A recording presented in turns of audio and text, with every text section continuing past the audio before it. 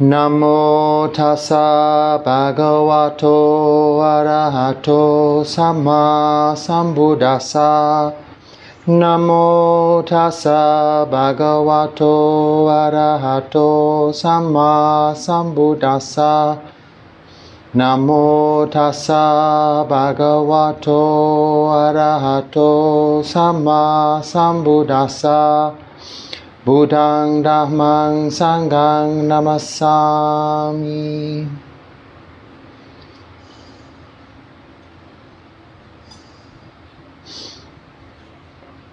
Hello and welcome.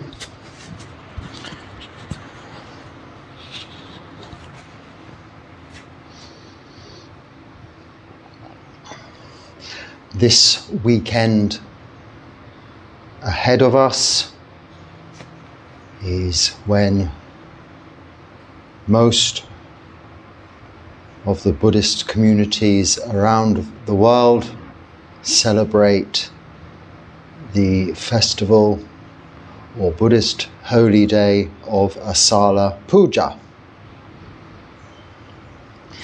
Asala Puja is one of the three main Buddhist holy days or holidays that you will find in all Buddhist cultures and is otherwise known as Dharma Day. It begins with Vesak or Vesakha Puja, which is celebrated in May, the full moon of May.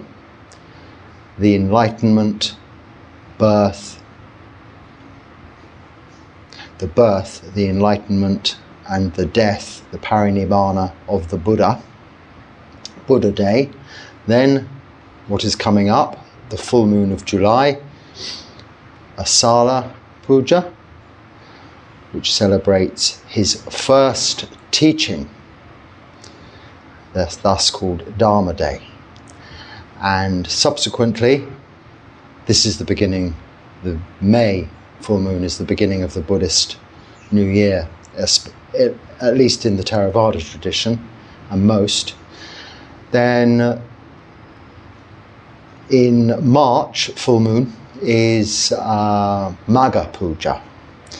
And this is known as Sangha Day, because it represents when the Buddha called together a huge number, 1,250 disciples, monks, and this is considered the day when he continued and taught this fire sermon, which is very famous, and we'll speak about that again at the time.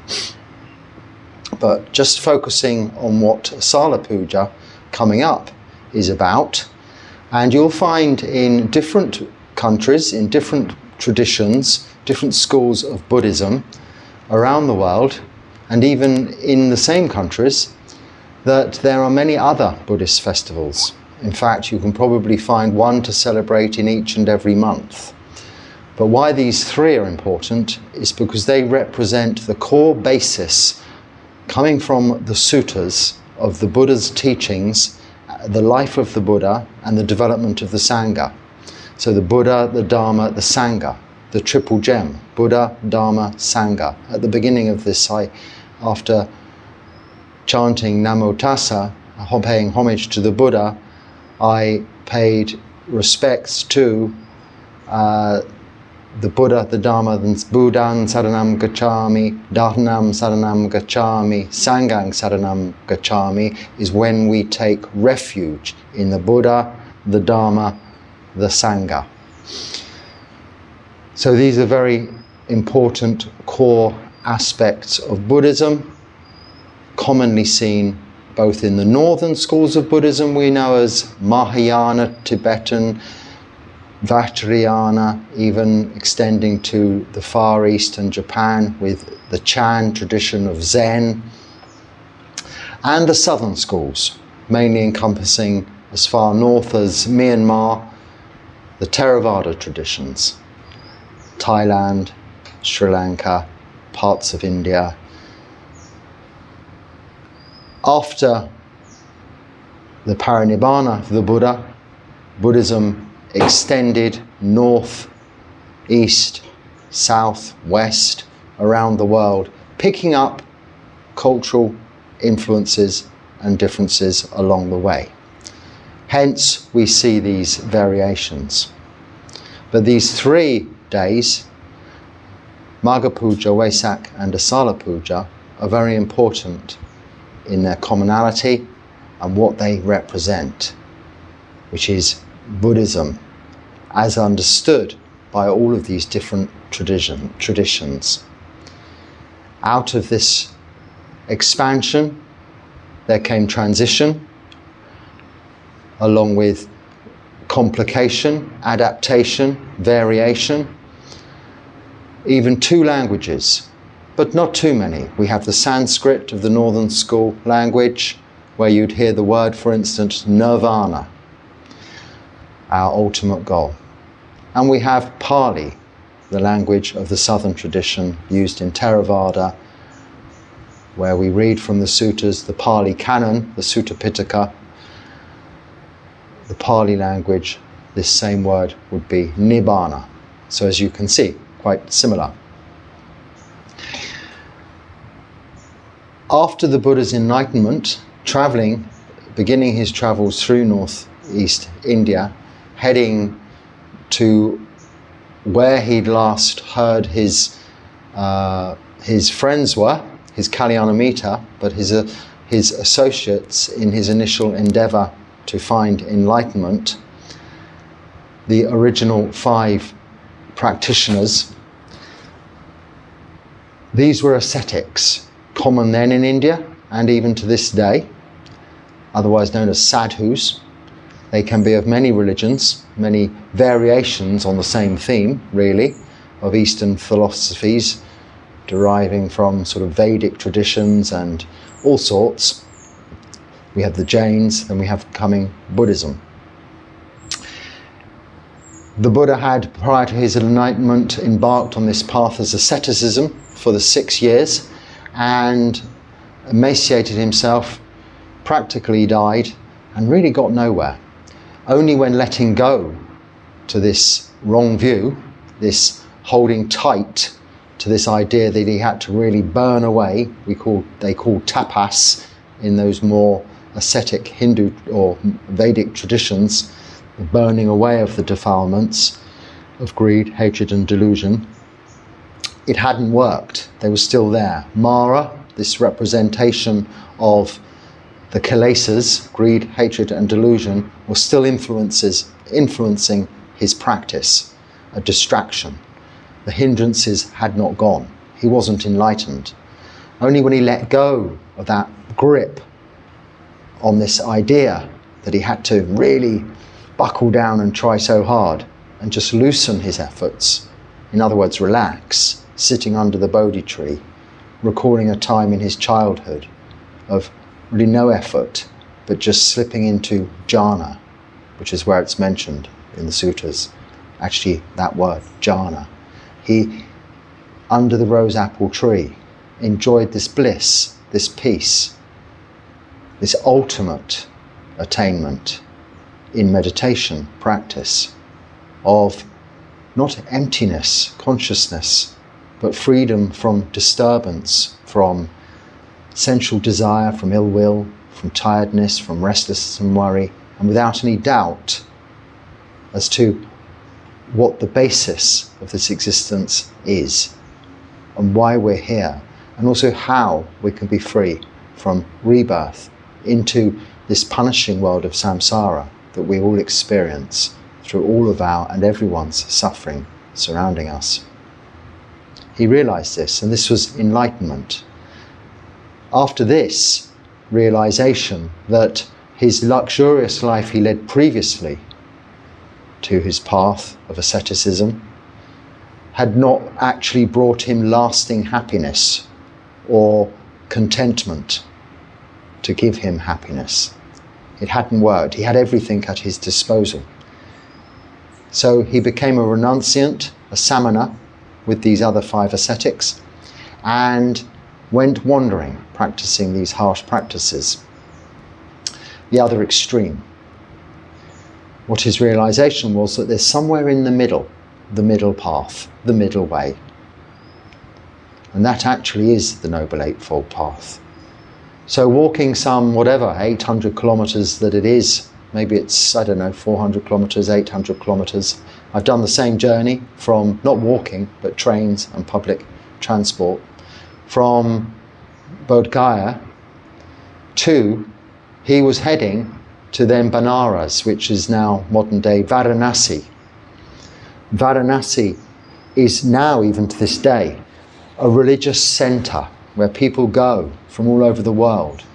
And there are so many different cultural and religious influences there. But mainly these very ancient, some of them 4,000, like the city itself, 4,000 years old, some parts of it are, over 3,000 anyway. Like the city itself, so ancient, but have some very unusual to this day to see practices going on, surrounded or centered around the river Ganges. So this is somewhere you would surely get to meet any real hardened ascetic practitioner. So he headed off in this direction to meet his previous compatriots, to explain to them what he'd been doing. He headed towards Banaras or Varanasi, realizing that this is such a culturally influenced and busy place, he probably would not be heard. And I don't know how he knew or how he heard, but he went a little further to what is modern day, so Isipitana, which is modern day Sarnath, where he eventually caught up with his 5 ascetic friends. So as you go in from that direction, in on the main road into Sarnath, even to this day, to your left there's a big hill, which is actually now a kind of a old stupa, which is just a grass mound.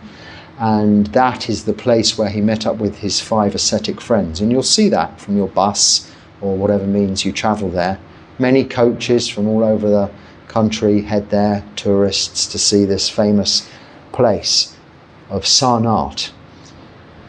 It was where I first stayed in a Mahabodhi organization Buddhist monastery, actually, with a Sri Lankan Buddhist monk, and where I really first decided, yes, I think there's a potential to being a monk. And not far from where he met up with these 5 ascetics, through the high street at the other end, is what was then a deer park, and still is a deer park to this day, although that part is fenced off. And it's now a historical site, a heritage site, whatever. You go into this Sarnath museum, an open air museum, where there is the main stupa, which is there to represent the original teaching of the Buddha, and the actual location where the Buddha had a kuti, and also where he sat and taught these 5 ascetics the very first teaching, the very first Dharma talk. So I said the other day, rather facetiously, that I was going to give a Dharma talk to end all Dharma talks, the best Dharma talk. Well, I meant by way of referencing this particular Dharma talk, the Dhammacakka Sutta. And this is chanted by many monks all around the world and serious Buddhists around this holiday weekend coming up. And you can read it in the suttas, and you'll find it in your chanting book, the Dhammacakka Sutta. It's fairly well known and quite long, but it is also known as the Dhammacakka. Dharma, we know, is the teachings of the Buddha, or all things, actually. Nature, existence, everything is encompassed in that word, Dharma, but it specifically refers to the teachings of the Buddha also. Chakra is just wheel, so not the wheel of life or anything like that, but it was known as he was, by giving this talk, setting the wheel in motion. So he faced his ascetic friends, whom were to some extent a little disappointed in his activities. He hadn't kept to this very strict, very fasting existence, having recently broken it prior to his enlightenment, when he received the milk rice from Sujata by the river there in Bodh Gaya, and sat on some kucha grass just to settle himself under the tree. He'd departed from those original ideas of ascetic tapas practices in order to just relax and see what happens. And on the success, he was able then to travel to the other side of Varanasi, to Sarnath, and meet up with his friends, and give them this first teaching, setting there the wheel in motion, the wheel of Dharma, that is. So like pushing a wheel and it's going to start rolling forever and ever. Well, not forever. His prediction was some 5,000 years. So we're 2,568 years, this previous Vesak day, and we're therefore approximately halfway through that time. This Buddha Sasana, that is. It doesn't mean at the end of it another Buddha will come along, but it could be that at the end of it, it means that there will be no knowledge or existence of Buddhism. Maybe there won't be this planet here. We cannot know the future. We're only concerned with the present moment, here and now. And this is what the Buddha went to teach. His very diligently and with maximum striving effort friends who are still practicing these tapas practices, this is what he went to teach them. He went to teach them about the Four Noble Truths of suffering, the cause of suffering, the end of suffering, and he went to teach them about the path leading to the end of suffering. That's the fourth Noble Truth.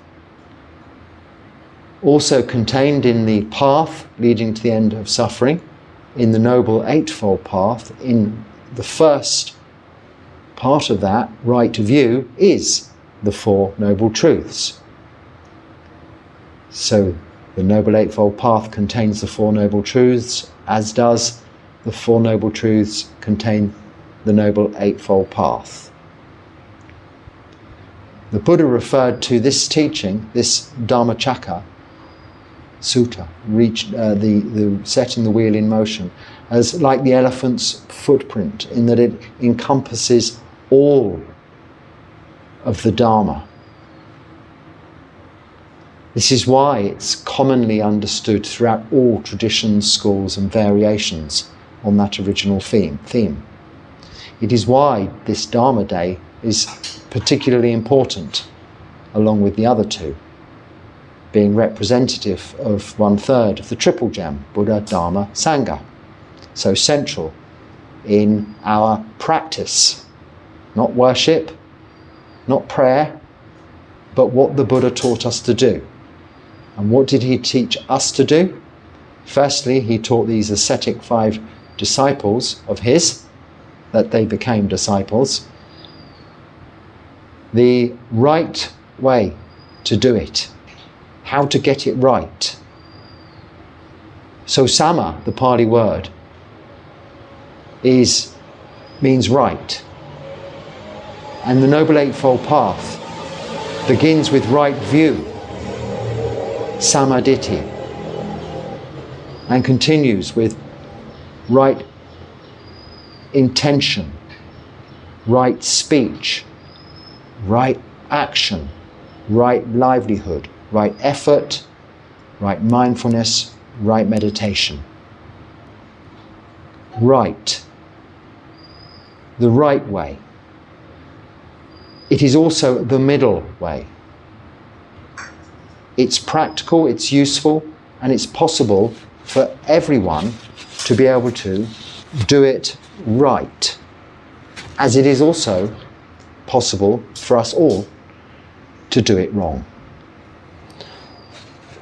It's not as black and white as right and wrong, but in some respects we're given the tools within this path to always get it right. So if you take the Dhammacakka Sutta, which you can find in your chanting books, they are the instructions of really how to get Buddhism right. But not only that, putting all cultural influences and ideas of religion, organised or otherwise, aside, and looking at the simple bare bones and facts of what is taught there, there is nothing that can really be disputed. The most complex area of this, or some of the more complex areas of this, come from ourselves, making it a little bit more complicated than it needs to be. I'm as guilty as that as anyone else, and especially recently talking about samadhi and jhana. I must give some clarification here. I use some terms with regards to samadhi, for instance, Kanika samadhi, parikama samadhi, upachara samadhi and appana samadhi, which actually come from later commentaries, not from the suttas, which some people have, well, only 2 people, have correctly pointed out, because they are not texts I ordinarily reference. But I use these as just labels without actually too much consideration before using them. I could have made up some labels or just stuck with coming home, getting focused, chilling out, relaxing, whatever language we put these explanations into. It is just words, it is just language, it is just convention. Often this is where a lot of the disputes and the difficulties of understanding come from language, and why it is useful to always reference the original script we're learning from, whether it be Sanskrit or Pali, as a commonly understood language throughout practitioners, throughout the religion, throughout the philosophy. So we know dukkha to be in English suffering, but it means a whole lot more than that. Unsatisfactoriness, a little bit off center, not quite right. Something we all experience. But the first of the 4 Noble Truths, that there is dukkha, we all understand. Can we argue with that? Is there any debate over that one word, that there is dukkha? No, there isn't, is there? So you see here, this is where language, as well as other cultural influences, which stem from a lot of misunderstanding of the scriptures, because there are so many suttas after these core main suttas, the Dhammacakka Sutta, so the setting the wheel in motion, the first sutta, and then we have the sutta with regards to burning away of our defilements. We have the meditation sutta, we all know the Anapanasati Sutta, and then the sutta on not self. Of course, translated into all our various different languages, and then scholars coming from different countries using different languages will have different variations, and there's so much discussion. Sometimes I'll listen to a Dharma talk, and at the end of it I'll think, phew, that really wore me out, because they're just arguing about the meaning and depth of this word on that word, and this translator and that translator, and I think, well, we're just here to sit and meditate to become happy like the Buddha, aren't we? Does it matter what we call that? But the Buddha just referred to jhana as absorbed state of samadhi. Right samasamadhi. Samasati, right mindfulness, samasamadhi is right meditation, or sometimes translated as right concentration, focus, is what the Buddha is guiding us to in the Noble Eightfold Path. through the practice of sila, moral virtue, this meditation, we develop wisdom, panya, sila, samadhi, panya. I mentioned so many times. With wisdom, with panya, and then this practice of keeping the precepts and keep meditating as much as we can, we erode the kilesas, the defilements of greed, hatred and delusion, gently.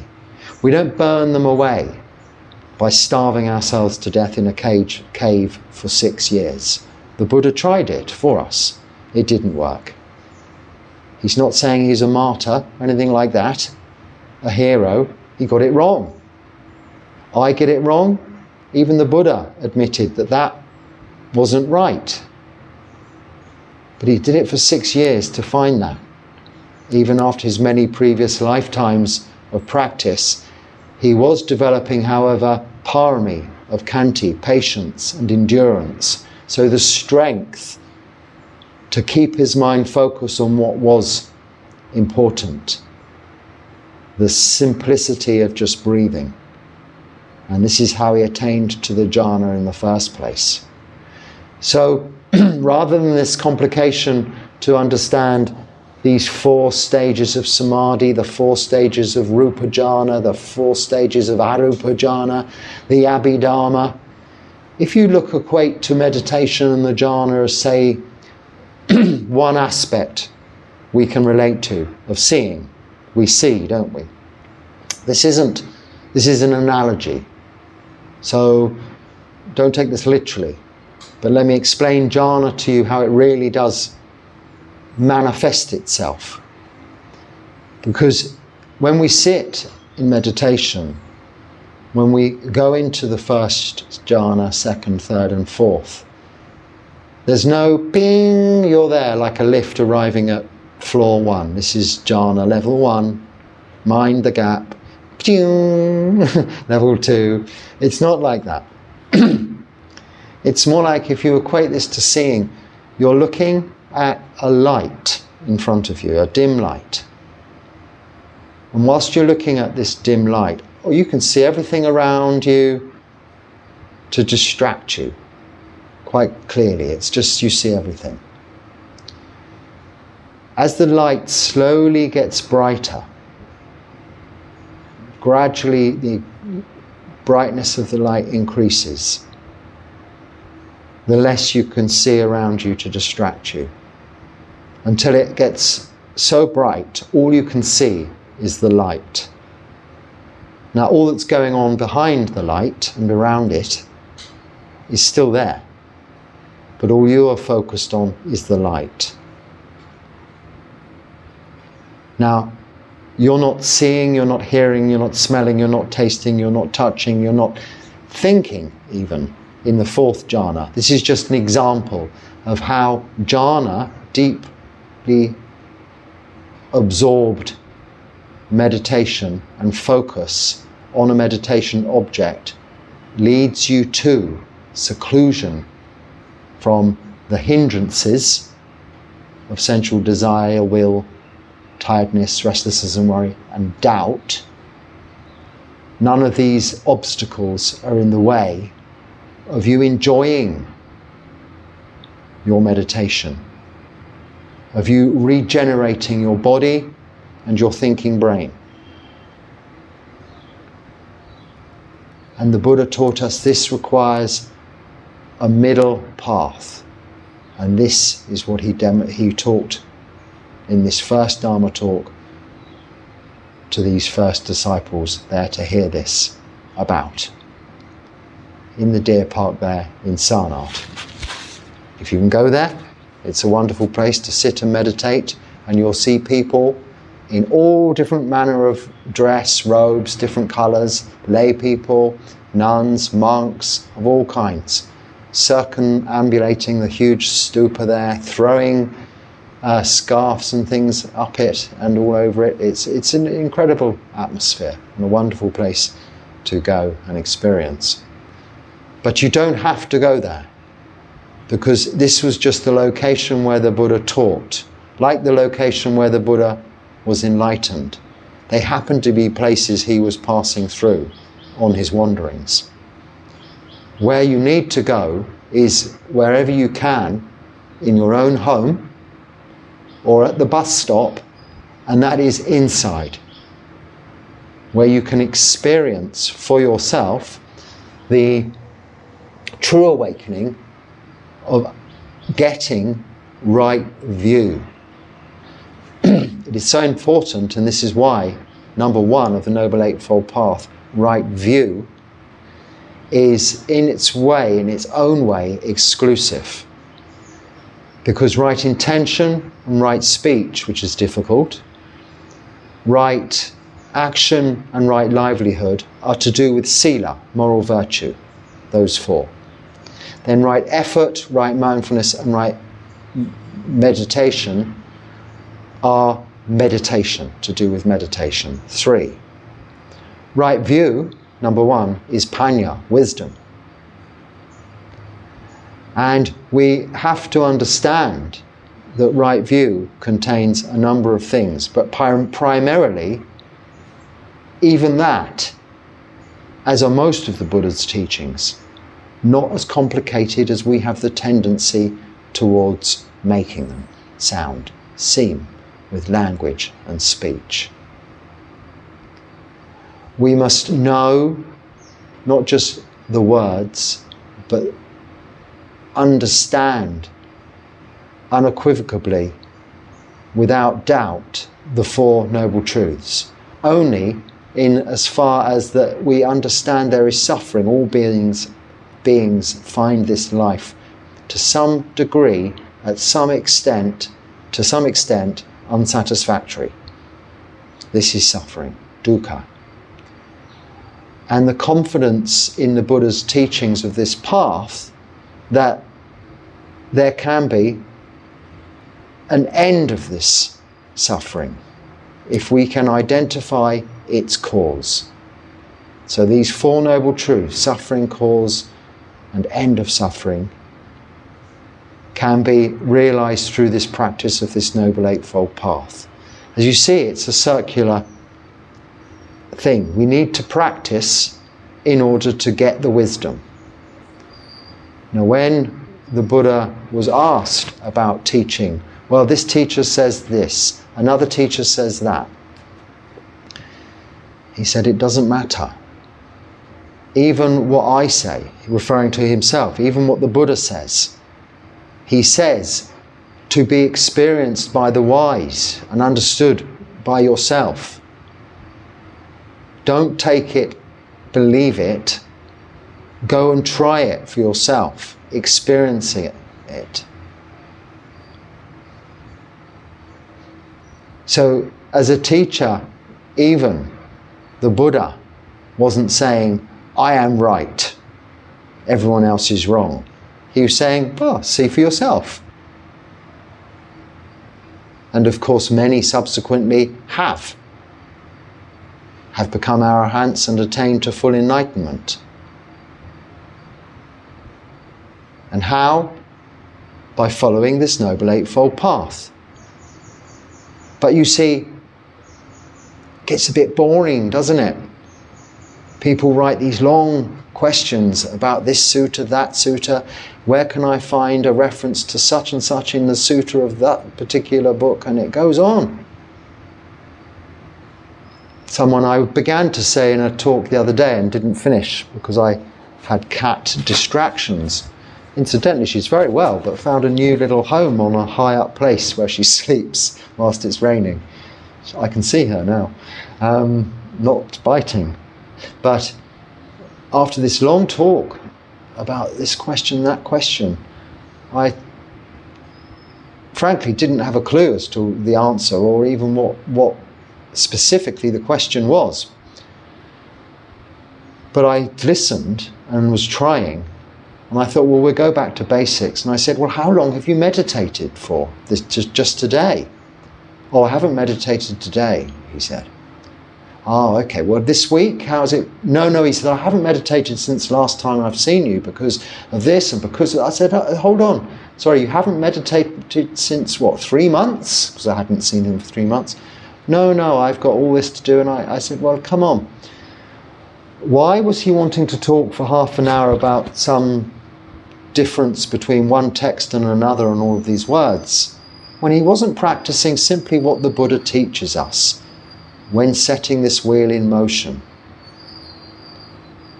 And that is the Noble Eightfold Path, Sammasamadhi, or the jhanas, enjoying jhanas. It's not even a thing you have to go and do. It's not like going to the gym or going running, where you might have to just push yourself to go and do it. It should be something you really want to do because it's so nice, so enjoyable. I've just got to meditate. I don't want to go to the gym. I don't want to go running. I don't want to go to that restaurant because I can just sit here and do nothing at all. And if you don't understand anything about Buddhist philosophy, religion, Pali, Sanskrit, Theravada, Mahayana, maybe you don't even know what Buddhism is, or even maybe you don't care. Surely, isn't it nice to just be in peace for a moment or two on your own with nothing other than this present moment where there is really no problems, no worries, and less suffering, until attaining jhanas where you can get a glimpse of freedom from suffering momentarily, but enough to have been seen so that it cannot be unseen, to be experienced so that it cannot be unexperienced. You know. This is the knowledge of knowing we're referring to in right view. Knowing the Four Noble Truths, knowing karma, that all of our actions of body, speech and mind are the causes and conditions that will result in the next moment. And what we are, as a result, vipaka, the results of karma, karma vipaka, of our previous karma. The actions of our body, speech and mind, the causes and conditions we've put in place previously are what we are now. But we don't go back to the past, we cannot. We cannot change that any more than we can do anything about the future. If we indeed have a future, we cannot know that. All we can know, keeping here within the parameters of right view, is this present moment, here and now. This is what we do know, what we are knowing. And this knowing is samasati, right mindfulness. Knowing this present moment, here and now, not the past, worrying about that, not being restless about what next or expectations. We remove expectations. We don't worry about what next. It is here and now we find this word that gets confused with samadhi, samatha, which is peace and tranquility and calmness of mind, whereas samadhi is the focus of the mind. The mind I'm referring to here is our thinking brain's mind within these 5 khandhas.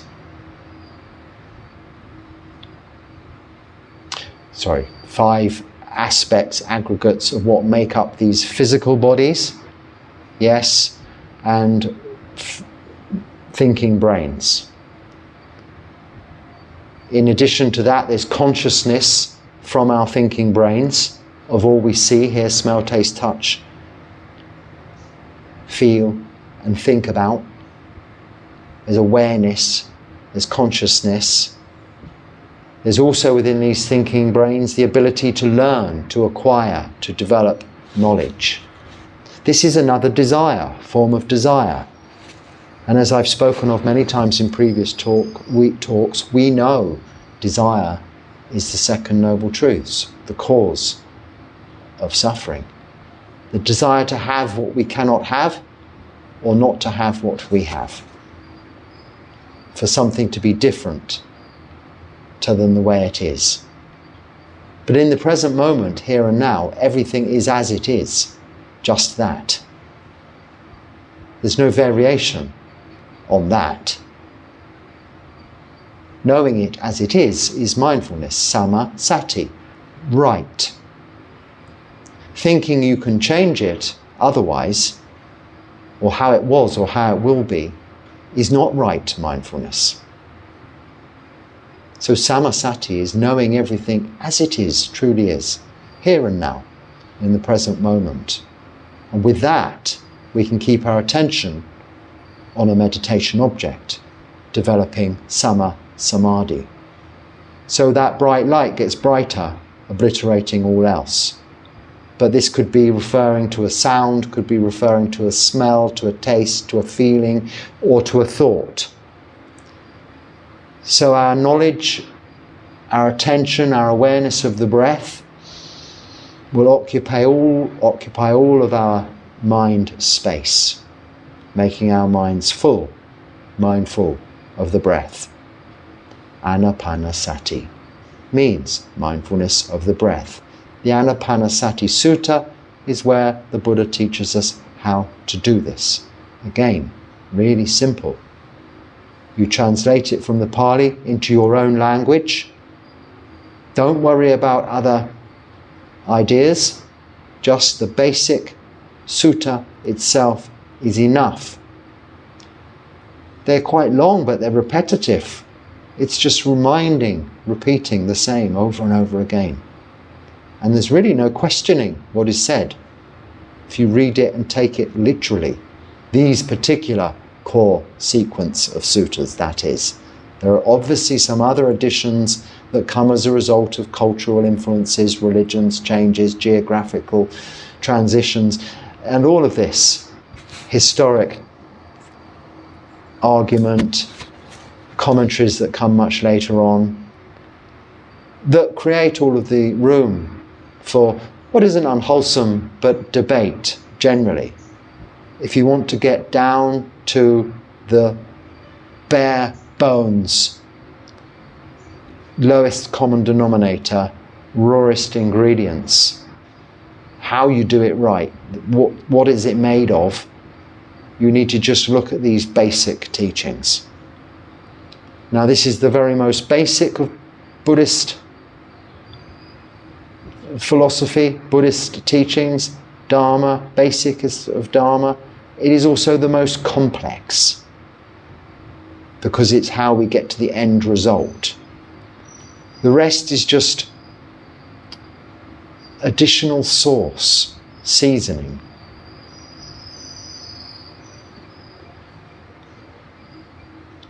Take it if you want it. Take it if you like it, or leave it. Take it or leave it.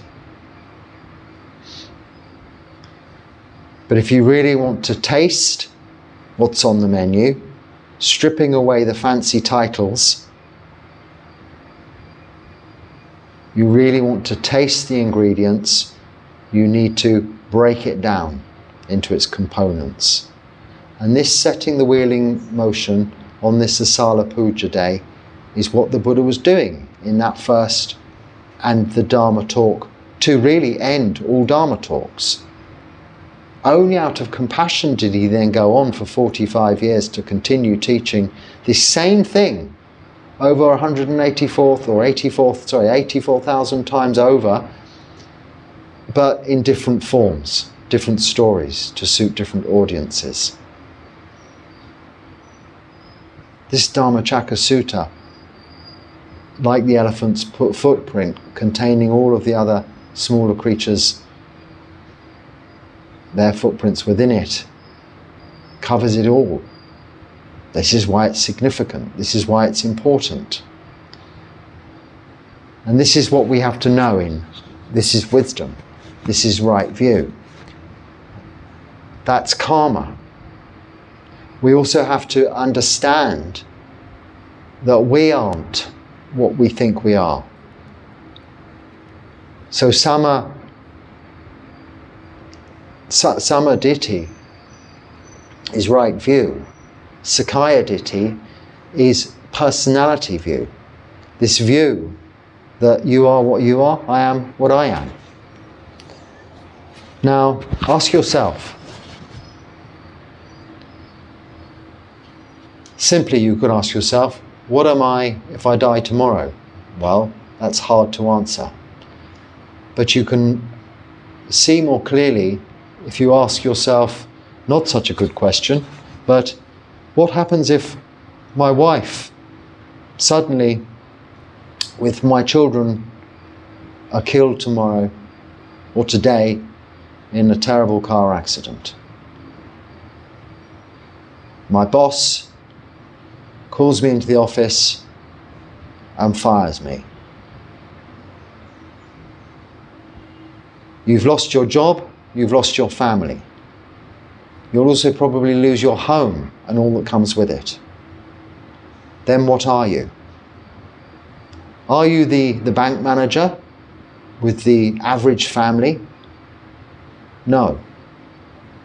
But what you are is still the same. What you came into the world with and what you will go out of the world, physically. You come from nothing, just raw ingredients. Earth, water, wind and fire.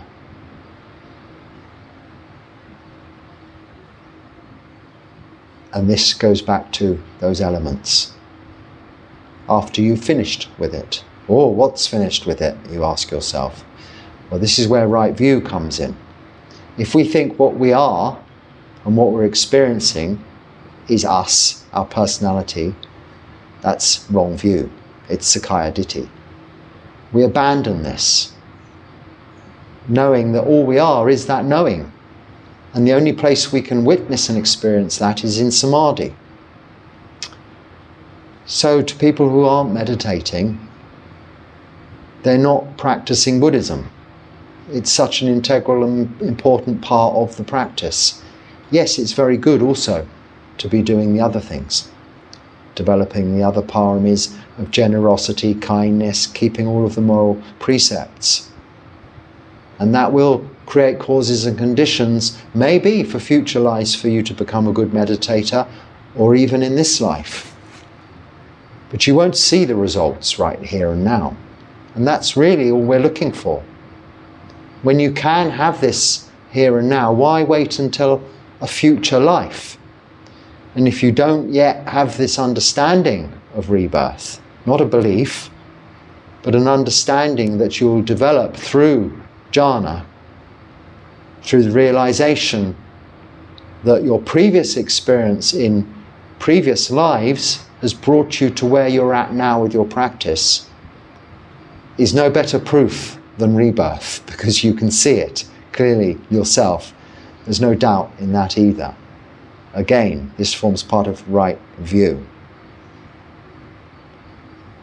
But still the question comes up, but then what is it that knows? You know, what is here? I've got this brain, all this knowledge I've learned. What if you have dementia? What if you have Alzheimer's? Often a question asked, what happens then? I've heard it said that if you are highly attained enough, that cannot happen. But I think it can. However, it would have less of a dramatic effect. Maybe not to the family and close people around you, but to the individual themselves. Having let go of Sakkaya Ditthi, personality view, having achieved nibbida, disenchantment with samsara, all the worldly pleasures we can have, and found pleasure just in the simplest of things, meditation and present moment, here and now, awareness, then the loss of intellect, the loss of memory, the loss of even knowledge of who you are will have far less of an effect. In fact, when your physical body and thinking brain dies, it is going to be the same. But then what is it then that is reborn? Well, there's a good example in life with the really devastating state of Alzheimer's or dementia. It was, I don't know whether that's the correct terminology. When my grandmother, she died having had Alzheimer's, and I watched its progression. That's what it was called then, and devastating for her and all around at the time. But it was quite evident, and it is, I've heard, quite evident for people suffering from Alzheimer's in the early stages, that you know that you're not aware of your name. You know you don't know who's sitting in front of you. You know you're maybe in pain, or you know that you're feeling comfortable. And it is this knowing that in these 4 foundations of mindfulness that we develop whilst practicing on this Noble Eightfold Path, these continual right mindfulness, so knowing in the present moment of our body, of how it is, whether it's hot, cold, painful, neutral, or whatever, of what we're thinking about that, and our feelings, our emotions, our physical feelings, that is, and our mental emotions. And then the mind, but not the mind that is the thinking brain's version of the mind that knows you're hot when you're hot, and you like it or you don't like it. But that even when that faculty is gone, that remains this citta in the Pali word. So Vedana for feelings is really the mind that is still intact prior to dementia, but not so after you've lost those faculties. What remains intact, however, is this citta, which also knows all phenomena, whether they be actual seeing, hearing, smelling, tasting, touching, and cognition of those sensory stimuli, or even the not knowing of what is going on, or who that is, or who am I?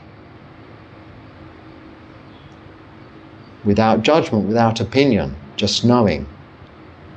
With the correct causes and conditions, this knowing continues. This point of observation, this observer, is all that remains, with nothing else. That is what so can't so easily be described until it's been experienced when you're no longer there to describe it. Other than through jhana and glimpses of this state.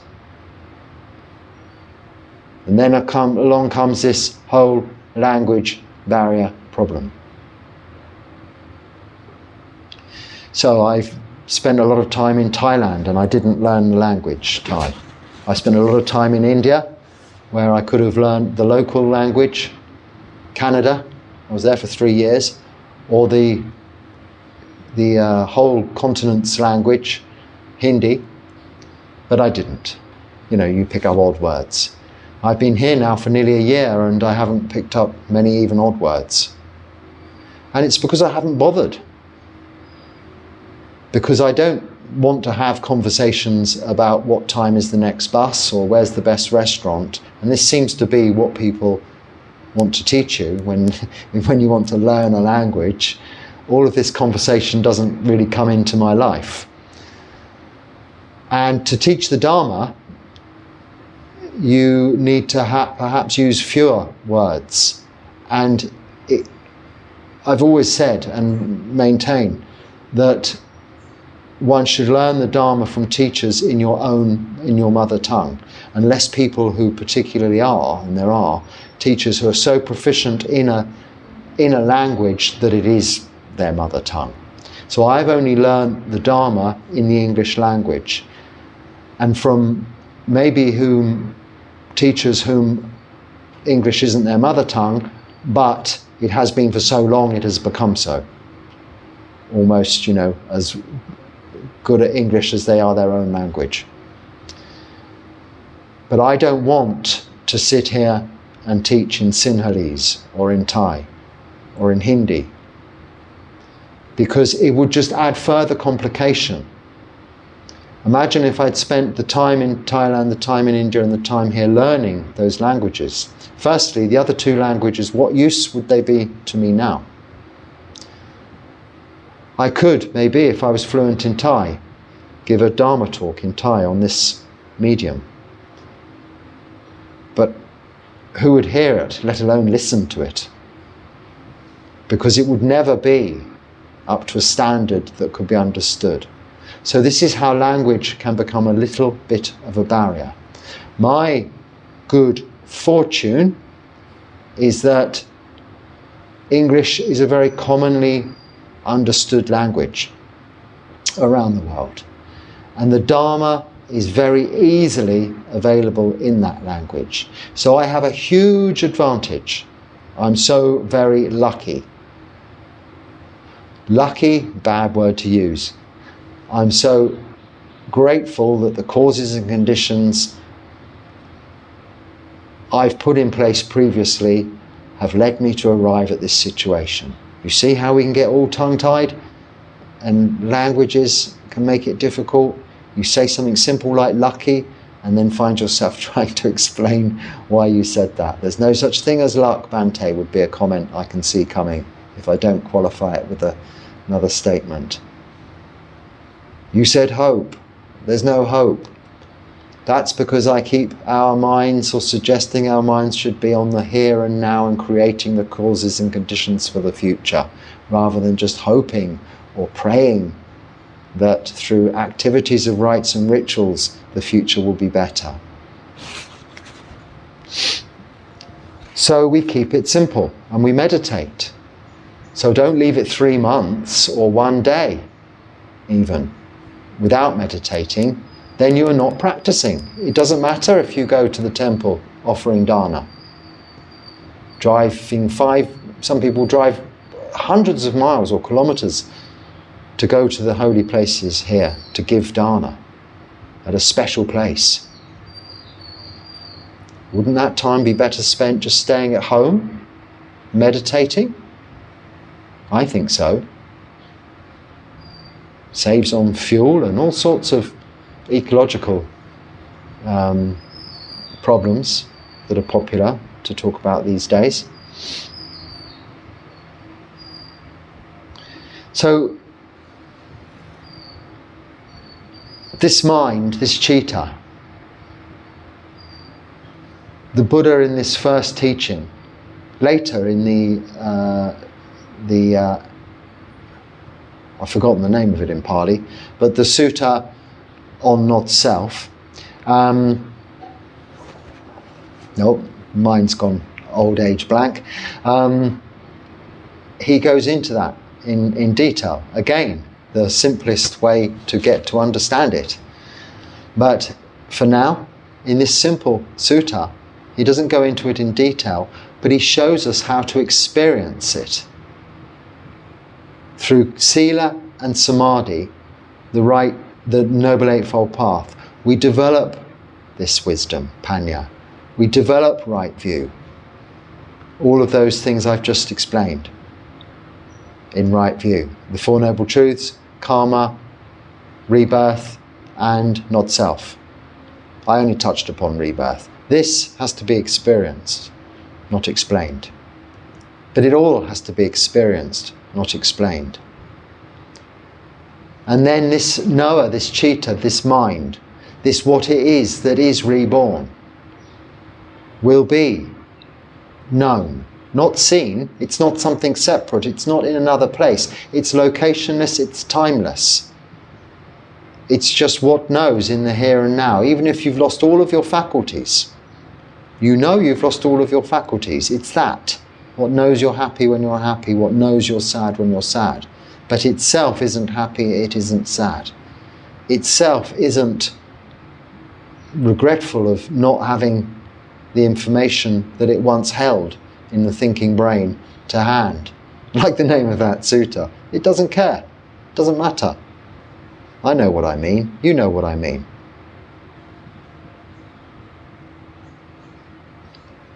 Locationless, timeless. Other than in this present moment, here and now. This Buddha gives us this path. Where is it leading? Actually, it's just leading us back home, here. Home within. We don't need to go seeking, we don't need to go searching, we don't need to go travelling. It's there. You don't need to even go and become a monk. Find a little corner in wherever you live, in your home, even if you have to hide under the bed or in the wardrobe. Shut the door, in the cupboard, in the closet, whatever you call it. Shut out the outside world for 15 minutes or 15 hours. It doesn't matter if you reach jhana, whether it's 5 minutes or 5 hours. It's timeless, locationless, but you'll know, you'll see. This is where you will experience home, the true home. This true samatha. This is where you'll see it clearly. Vipassana. That's what samatha vipassana means, or vipassana samatha. Seeing clearly this peace and tranquility. But it gets used in many more different ways and complicated ideas. But that's what those words mean individually. Put together, it doesn't really fit. But seeing clearly, vipassana, is why meditation courses are called Vipassana courses, because we're learning by practicing the Noble Eightfold Path how to see clearly, develop right view. The first step of the Noble Eightfold Path. But this will come through the practice of sila and samadhi. It will come naturally through your own experience. You don't have to learn it from a book. So he's showing us the path home, but don't get lost along the way with all this complication, all of this reading. Stop reading, put the books down, turn the Dharma talks off. Just meditate.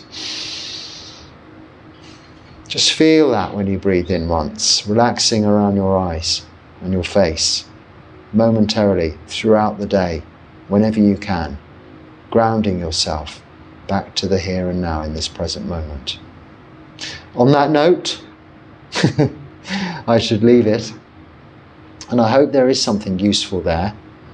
And if you get the opportunity to practice this coming weekend, I think between now and then I have some more comments and questions to talk about in one of those talks or videos. And we are also entering this Vasa, the rain season, but I'll talk a bit more about that in the next coming video very soon. Hopefully this is useful, and if so you can share it. If not, just let it go, put it down. Don't question it or yourself or anything. Just relax, chill out and think, oh well, that was a load of old rubbish. I'll either watch that again or I won't. And that's it, let it go. If it's useful, maybe share it with others. But be happy by practicing and stay well, because that's the result. Our bodies benefit, as do our minds, from this practice. Until next time, Sukhi Hotu.